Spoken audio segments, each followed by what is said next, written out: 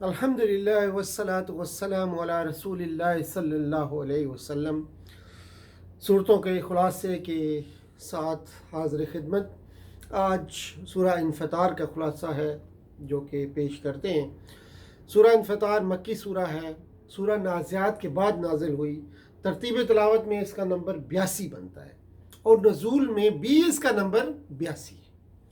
یہ ایک اور صورت ہے جس کا وہی نمبر نزول کا ہے جو کہ اس کا ترتیب تلاوت کا ہے۔ اس صورت کا موضوع بھی آخرت ہے اور اس سے انسانوں کی غفلت پر تنبیہ اور زجر ہے۔ آخرت سے انسانوں کی غفلت پر تنبیہ ہے۔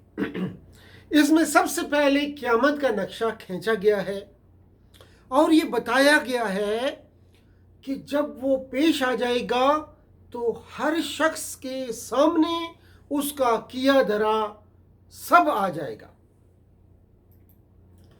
اس کے بعد انسان کو احساس دلایا گیا ہے کہ جس رب نے تجھ کو وجود بخشا اور جس کے فضل و کرم کی وجہ سے آج تو سب مخلوقات سے بہتر جسم اور اعضاء لیے پھرتا ہے، اس کے بارے میں یہ دھوکہ تجھے کہاں سے لگ گیا کہ وہ صرف کرم ہی کرم والا ہے، انصاف کرنے والا ہے۔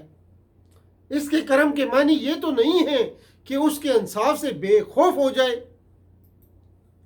پھر انسان کو خبردار کیا گیا کہ تو کسی غلط فہمی میں مبتلا نہ رہ۔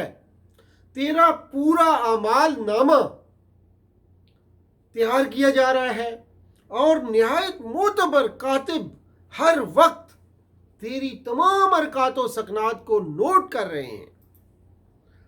آخر میں فرمایا گیا کہ اس روز کوئی کسی کے کام نہ آ سکے گا۔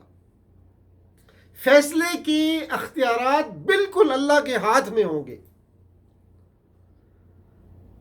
فرمایا اعوذ باللہ من الشیطان الرجیم، بسم اللہ الرحمن الرحیم۔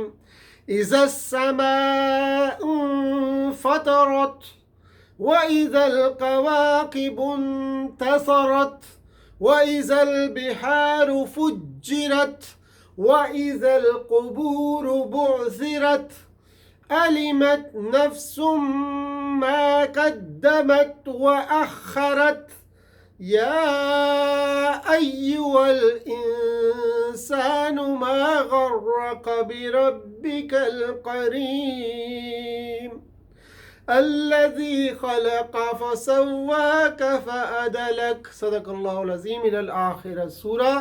تو یہ تھی سورہ انفطار جس کے مضامین کا ایک مختصر جائزہ ہم نے پیش کیا۔